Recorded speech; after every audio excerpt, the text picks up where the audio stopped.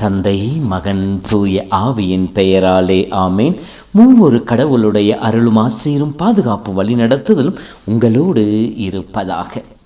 இயேசுவில் என் அன்பு சொந்தங்களே, பொதுக்காலம் 18வது வார இறைவார்த்தை பகிர்வுக்கு உங்களை அனைவரையும் அன்போடு வரவேற்கின்றேன். இந்த நாளும் இந்த வாரமும் உங்களுக்கு இறைவனுடைய எல்லா வரங்களையும் வளங்களையும் பெற்றுக் கொடுக்கக்கூடிய நாட்களாய் அமைந்திடவும், இந்த வாரத்தில் நீங்கள் கைதொட்டி எடுக்கின்ற எல்லா காரியங்களும் ஆசீர்வதிக்கப்பட்டதாய் மாற்றப்படவும், உங்களை தேடி வருகின்ற சங்கடங்கள், நெருக்கடிகள் அனைத்திலிருந்து நீங்கள் விடுதலை பெற்றவர்களாய், இறைவனுடைய பேரன்பினால் காக்கப்பட்ட பிள்ளைகளாய் நிலைத்து நிற்கின்ற அருளை பெற்றுக்கொள்ள உங்கள் ஒவ்வொருவரையும் இயேசுவின் அற்புதமான அன்பின் நாமத்திலே வாழ்த்துகிறேன். உங்களுக்காக ஜெபிக்கின்றேன். இந்த நாளிலே உங்களுடைய குடும்பங்களின் தனிப்பட்ட ஜெபங்களை ஆண்டோடைய தெய்வீகப்படுத்தி ஒப்புக் கொடுத்து கல்வாரி வழியின் வழியாக அர்ப்பணிக்கின்றேன். அன்பு சொந்தங்களே, நம்முடைய வாழ்விலே நெருக்கடிகள் வருகின்ற பொழுது, சங்கடங்களை நாம் சந்திக்கின்ற பொழுது மனமுடைந்து போகின்றோம், தளர்ந்து போகின்றோம், தடுமாறுகின்றோம். எதை செய்வது என்று சொல்லி தெரியாமல் குழம்பி போகின்றோம், பயப்படுகின்றோம், பதட்டம் அடைகின்றோம். தேவையற்ற நிகழ்வுகளிலோ மனிதர்களையோ தேடிச் சென்று நம்மையே அழித்துக் கொள்ளுகின்றோம். இப்படி நெருக்கடிகளும் சங்கடங்களும் நம்முடைய வாழ்விலே கடந்து போவது இயல்பு. இப்படி பதட்டமும் நெருக்கடியும் சோதனைகளும் சங்கடங்களும் நம்மை கடந்து வருகின்ற பொழுது நாம் உடைந்து போகாமல், தளர்ந்து போகாமல், பயப்படாமல் அந்த சங்கடங்களை எப்படி வெற்றி கொள்வது என்பதற்கான வழிமுறைகளைத்தான் இன்றைய வார்த்தையின் வழியாக இறைவன் நமக்கு சொல்லி காட்டுகின்றார். இன்றைய முதல் வாசகத்தில் எசையா இறைவாக்கின் வழியாக இறைவன் அழைக்கின்றார், வாருங்கள், என்னிடம் வாருங்கள், எனக்கு செவி கொடுங்கள், கேளுங்கள், நிறை வாழ்வை பெற்றுக்கொள்வீர்கள் என்று சொல்லி இறைகின்றார். ஆண்டவரிடம் வருகின்ற பொழுது, ஆண்டவன் குரலுக்கு செவி கொடுக்கின்ற பொழுது, ஆண்டவருடைய அருகிலே அமர்கின்ற பொழுது நாம் வாழ்வடைவோம் என்கின்ற உன்னதமான நம்பிக்கையின் செய்தியை சொல்கிறேனில், இந்த 2ஆம் வாசகத்தில் பவுலுடைய சொல்வதை போல கடவுள் அன்பிலிருந்து நம்மை எதுவும் பிரித்து விட முடியாது.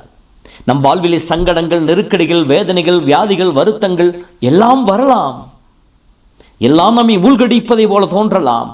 ஆனாலும் அவை நம்மை ஒன்றும் செய்துவிட முடியாது. ஏனெனில் கடவுள் நம்மேல் பேரன்பு கொண்டவராக இருக்கின்றார். இன்றைய திருப்பால் 145 படிப்பதை போல தாம் உண்டாக்கின அனைத்தின் மீதும் கடவுள் இரக்கம் கொண்டவராக இருக்கின்றார். எல்லோருக்கும் நன்மை செய்பவராக இருக்கின்ற சொல்கின்ற கடவுளுடைய பராமரிப்பில் நாம் இருக்கின்ற பொழுது நம்மை சூழ்ந்திருக்கின்ற துன்பங்களோ துயரங்களோ நம்மை மூழ்கடித்து விடாது. திருப்பாடல் 34:19 படிப்பதை போல நேர்மையாளருக்கு வருகின்ற துன்பங்கள் பல, ஆனால் அவை அனைத்திலும் இருந்தும் கடவுள் அவர்களை காக்க வல்லவராக இருக்கின்ற சொல்லப்படுகின்றது. நம்மேல் அன்பு கொண்டவனின் அருளால், நம்மேல் பேரன்பு கொண்டவன் அருளால் இவை அனைத்திலும் இருந்து வெற்றிக்கு மேல் வெற்றியை பெறுவோம் என்கின்ற ஒப்பற்ற ஒரு நம்பிக்கையின் செய்தியை தான் பவுலுடைய நமக்கு சொல்லி காட்டுகின்றார். ஆண்டின் அருகிலே வருவோம், ஆண்டவரை நம்பிக்கை வைப்போம். இப்படி நம்பிக்கை வைத்து நம்முடைய வாழ்விலே வாழ்கின்ற பொழுது நாம் எப்படி சங்கடங்களை தவிர்ப்பது, எதிர்ப்பது, எதிர்த்து போராடி வெற்றி பெறுவது, நற்செய்தியை படிக்கின்ற பொழுது ஒரு சில வழிமுறைகள். இயேசுவும் நெருக்கடியை சந்தித்தார். இந்த நற்செய்திக்கு முன்னால் இருக்கின்ற பகுதியை பார்க்கின்ற பொழுது திருமுழுக்கு யோவான் கொலை செய்யப்பட்ட நிகழ்வு கொடுக்கப்பட்டு இருக்கின்றது. திருமுழுக்கு யோவான் யார்? இயேசுவின் உறவினர், இயேசுவின் வருகையை முன்னறிவித்தவர், இயேசுவின் வருகைக்காக மக்களை தயார்படுத்தியவர். இப்படியெல்லாம் இருந்த திருமுழுக்கு யோவானுடைய இறப்பு இயேசுவை பாதிக்கின்றது. இந்த நெருக்கடியான சங்கடமான சூழ்நிலையிலே இயேசு பதட்டம் அடையாமல் என்ன செய்கின்றார்? தனிமையாக பாலை நிலத்திற்கு செல்கின்ற சொல்லப்படுகின்றது. தனிமையை தேடுகின்றார், இறைவனுடைய பிரசன்னத்தை நாடி செல்லுகின்றார். அங்கே ஆறுதலை இறைவனிடம் எதிர்பார்க்கின்றார். நம்முடைய வாழ்விலே இந்த நெருக்கடிகள், சங்கடங்கள் வருகின்ற பொழுது குழப்பத்தின் அந்த மத்தியிலே நாம் எந்த முடிவையும் எடுக்க முடியாது. பலர் பலவிதமான வழிமுறைகளை நமக்கு சொல்லிக் கொண்டிருக்கலாம், இதை செய் அதை செய் என்று சொல்லி. ஆனால் அந்த சமயத்தில் நாம் செய்ய வேண்டிய முதல் காரியம் தனித்து வருவது, ஆண்டோடைய பாதத்தை அண்டி வருவது, அவருடைய பாதத்திலே அமர்வது, அவரை நோக்கி பார்ப்பது, அவரோடு உறவாடுவது, இறைவன் கொடுக்கின்ற ஆறுதலை, வழிமுறைகளை பெற்றுக்கொள்வது. இதைத்தான் இயேசு கெத்சேமனி தோட்ட அனுபவமும் நமக்கு சுட்டி காட்டுகின்றது.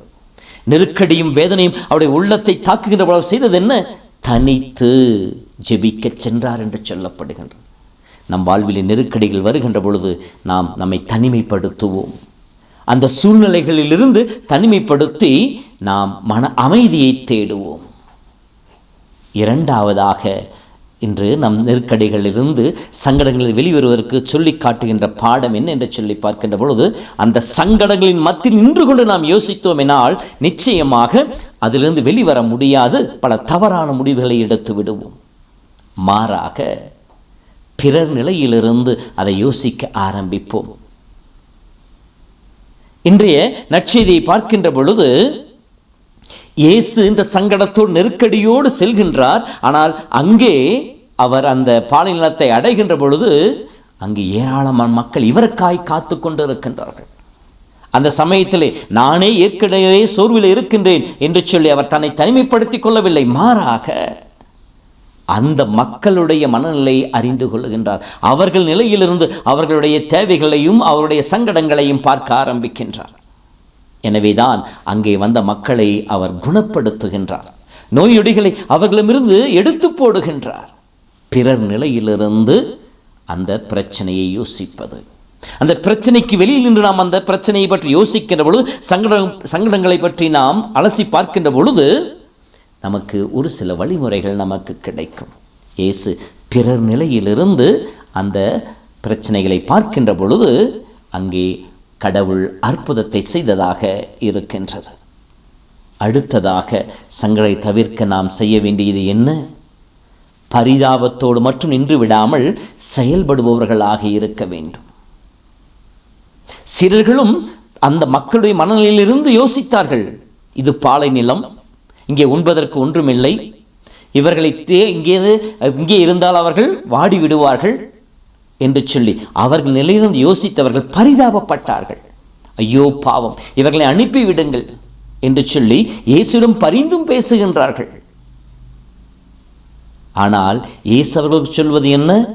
வெறும் பரிதாபம் மட்டும் பத்தாது, அது செயல்பாடாக மாற வேண்டும் என்று சொல்லுகின்றார். நீங்களே அவர்களுக்கு உணவு கொடுங்கள் என்று சொல்லுகின்றார். நம்முடைய வாழ்விலே நாம் பிறருடைய சங்கடங்களை களைய வேண்டுமெனில், நம்மோடு இருக்கின்ற மனிதர்களுடைய சங்கடங்களை களைய வேண்டுமெனில் நாம் செய்ய வேண்டிய அடுத்த காரியம் வெறும் பரிதாபப்பட்டால் மட்டும் பத்தாது. ஐயோ பாவம் என்று சொல்லி அந்த கம்பேஷன் மட்டும் பத்தாது, சிம்பதி மட்டும் பத்தாது. இவ்வளோ கஷ்டப்படுறாங்களே என்று சொல்லி பார்த்துவிட்டு செல்வது மட்டும் பத்தாது. மாறாக அது எம்பதியாக, செயலாக மாற்றப்பட வேண்டும். கல்கத்தா வீதிகளில் எத்தனை அந்த நோயாளிகளை எத்தனையோ மக்கள் பார்த்திருப்பார்கள். அவர்கள் மீது இருக்கின்ற நாற்றத்தையும் புண்களையும் பார்த்து ஐயோ என்று சொல்லி பரிதாபப்பட்டிருப்பார்கள். ஒரு சிலர் கண்களையும் மூக்கையும் அடைத்துக் கொண்டு சென்றிருப்பார்கள். ஆனால் அந்த இடத்திலே பரிதாபப்பட்ட மக்கள் மத்தியிலே செயல்பட்டவர் ஒரே ஒருவர், அன்னை தெரேசா. எனவேதான் அருகிலே சென்றாள், அரவணைத்தாள், அவர்கள் புண்களை கழுவினாள், முத்தமிட்டாள், அவர்கள் தேவை நிறைவேற்றினாள், இறைவனுடைய அன்பை வெளிப்படுத்தி காட்டினார். இறைவனுடைய புனிதையாக அவரால் ஆசீர்வதிக்கப்பட்டிருக்கின்றார்.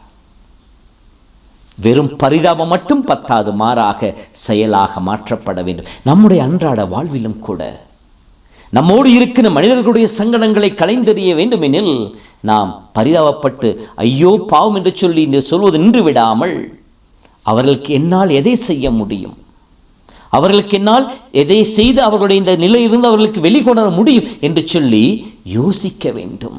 அந்த செயலிலே ஈடுபட வேண்டும் என்று சொல்லி அந்த வழிமுறையை இயேசு கற்றுக் கொடுக்கின்றார். நான்காவதாக பார்க்கின்ற பொழுது பற்றாக்குறையில் நம்பிக்கை கண்களை பதிய வைக்காதீர்கள். நம்மிடம் இல்லை என்பதை குறித்து நீங்கள் கவலைப்படாதீர்கள். இருப்பதை கொண்டு நன்றி சொல்லுங்கள் என்று சொல்வார் மனநிலை.